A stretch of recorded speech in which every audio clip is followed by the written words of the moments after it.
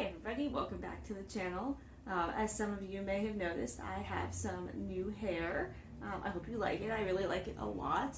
I had it done yesterday and my stylist always does a great job, but we are not here today to talk about my hair. We are here to talk about books. Specifically, we're here to talk about the BLACKATHON readathon that I did in the month of February and about how I did on the books that I read. So for BLACKATHON in February, I was in the romance team, and we had 4 books that we were supposed to read.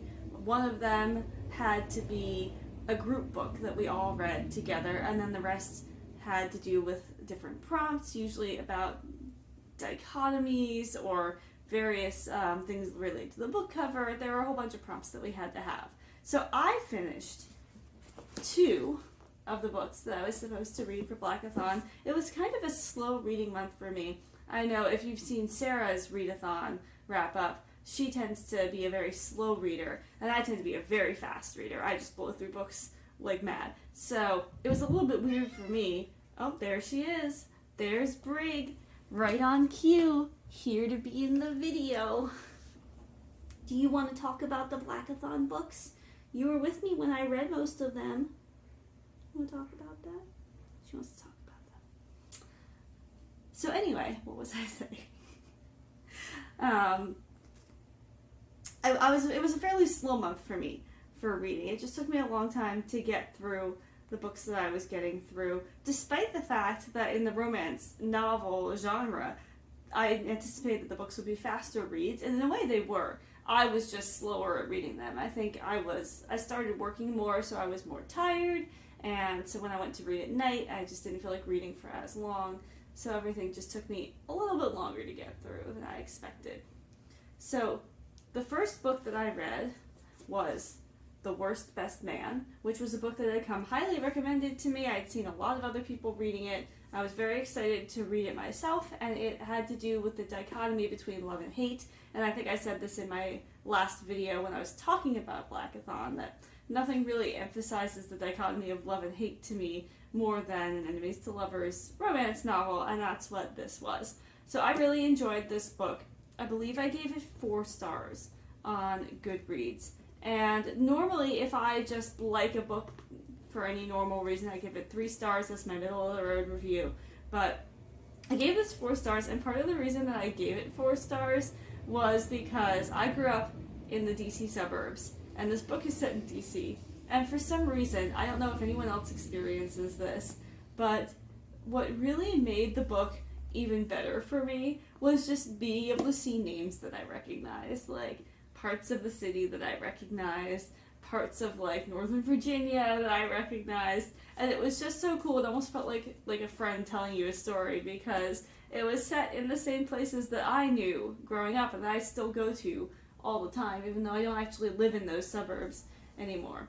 But even apart from that, this was a really fun book. I think by the time we got around to the end, there were a couple of plot points at the end that they weren't bad necessarily, but I felt like some of them were really unnecessary, that the book had enough drama already without adding in this like extra special plot twist at the end that gave you a different view of one of the characters, and I just didn't feel like we really needed it. We had enough going on already, and so it wasn't like the book that I connected with most out of any book that I've read this year, but it was definitely like a solid, enjoyable read. A very confident 4 stars for this book. It possibly would have been a little less if it wasn't set in DC, but you know, whatever works for us, I guess.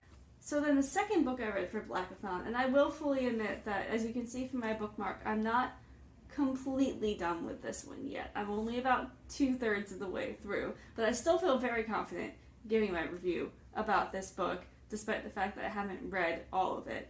This one I made a priority to read because it was the book that was the group read that we were all reading together, and I definitely knew that if I only got one book done for this entire challenge, I wanted it to be the communal experience that we were all supposed to have together. So the second and last book that I read for BLACKATHON was The Sweetest Remedy, and I can like wholeheartedly, unequivocally recommend this book.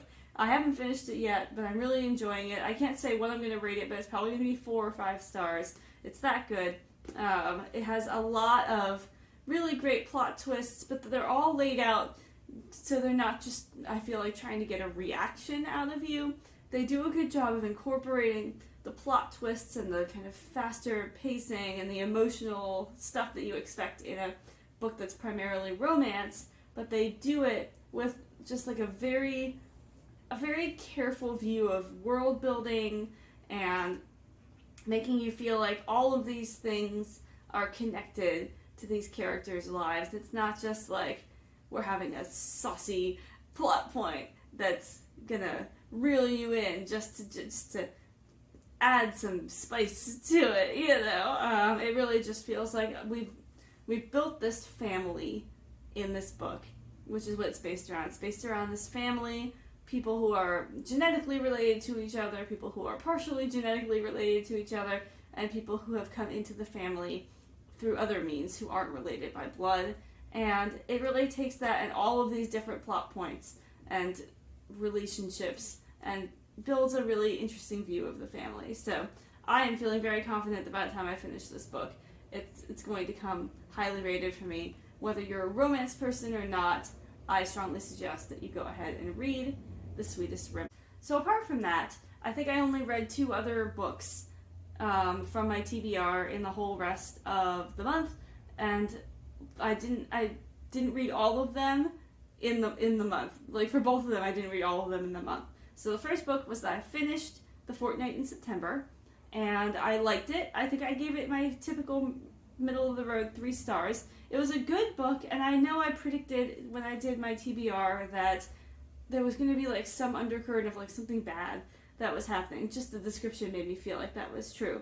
And my sister, Sarah, said she didn't think, based on the reviews that she had read, that that was going to be the case. And she was right. There was no like big thing, like big secret or big terrible thing that happened, or it was even on the cusp of happening in the book. But it was still a book that had like an undercurrent of sadness to it. There was always just like a mixed feeling that you got no matter what was happening in the book. It was like, oh, there's this thing that we love, but oh, it's also, there's this little sad thing, or like, oh, this great thing that this family member did, but then we have like mixed feelings and we would never say it. You know, there's a lot of like, almost, I think it was uncomfortable because there was truth to it. There was a lot of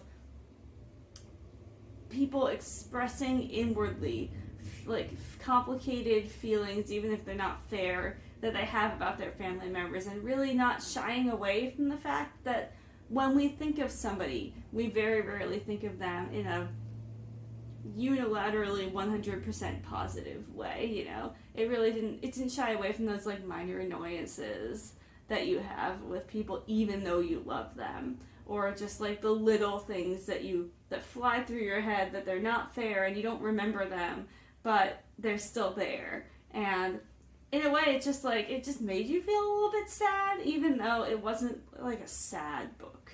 So I don't know, it was good, but I didn't know how to feel while I was reading it. And I think that's part of the genre. There's some other books in that kind of same vein that I want to read, and I'm kind of wondering if they're going to be the same way. So then the other book that I partially read, so I started but haven't finished it yet. In the other one, I finished it, but I didn't start it in February, and now this one I started in February, but I'm going to finish in March, is I showed you all the Bernie Sanders book, A Guide to Political Revolution, that my dad had suggested that I read. I did start that book, and I'm already almost halfway through it. The print is so large, and there's so many graphics, and it's one of those books that I could have read it in a day if I had wanted to. So I fully anticipate that maybe even by the end of this week, depending on whether I actually sit down and read, I'll have that book finished. So I didn't gather a book stack for my March TBR, and the reason for that is just that, kind of like a little similarly to my February TBR, I'm really going to try to use March to like rope in some of the books from my January and February TBRs that I haven't yet finished. There's still, some of them are sitting over here. There's still, let's see, 1, 2, 3, 4, 5, 6, plus BLACKATHON. There's like 8 or 9 plus the BLACKATHON books that I haven't finished collated over the last 2 months. So my main priority is to finish those so that in the month of April I can move on to new stuff. I don't have a reading challenge lined up for March. It's a nice break from having reading challenges. The only reading challenge that I really have is one that happens throughout the year, and I mentioned it at the very beginning of the year, and I think my January TBR, it's the Pop Sugar Reading Challenge. There's 50 prompts, and you just kind of read them throughout the year. I like that because all the prompts are laid out at the beginning of the year. You don't have like fresh challenges coming in every month. There's not like a ton of stuff that you have to keep track of. For me, with reading challenges, maybe this is different for some people, but for me, I'm just really not good at having to keep track of a lot of different things and like meet too many different prompts. I just get lost in that, and it's really hard when I'm picking out a new book because I just feel like I'm at sea in a million different things that I could do. So that's why I like Pop Sugar. They publish everything at the beginning of the year, and after that, it does not change. And so we're only on The Fortnight in September was my first book for that challenge. So now Sarah and I will be on our second book. We just picked out the category, and it was something that was set in the Victorian era. So now I have to figure out if any of the books I already have are set in the Victorian era, or if I need to go ahead and look for something else to add to that. But there are at least 9 books over here that I still haven't gotten to, and I'm going to work on finishing those off in the month of March. So I hope you all enjoyed that recap. It was a slightly shorter recap video or TBR video than the other 2 that I've had so far this month, mostly just because I'm not holding up a stack of books and describing them all to you, because a lot of them are, you've already heard before what it is that I'm reading. If you are here because of BLACKATHON and you found this video because of the BLACKATHON tag, welcome. This is my channel with my sister. It's called Are Y'all Two Twins? And it's based on the fact that that was what people used to say to us when we were growing up. When we would go out, people would just say, oh, are y'all two twins? And we would say, yeah, we're twins. So we do a lot of just vlogs of our daily lives, and most of our daily lives involve reading. So you'll see a lot of like booktube type vlogs about the things that we're reading, but there's also just a lot interspersed in our daily lives. Sarah is a assistant librarian and a high school teacher, and I am a church organist and I work at a winery, so you'll see lots of that kind of mixed in. You're also going to see maybe some lifestyle things with like cleaning vlogs and cooking vlogs and productivity vlogs and whatever it is that we come up with. We tend to do a little bit of everything. So if you're here for BLACKATHON, I hope you stick around. I think you'll see a lot of other stuff that you like, and I hope that you all are having a great March and that you all have a great TBR lined up. See you next time.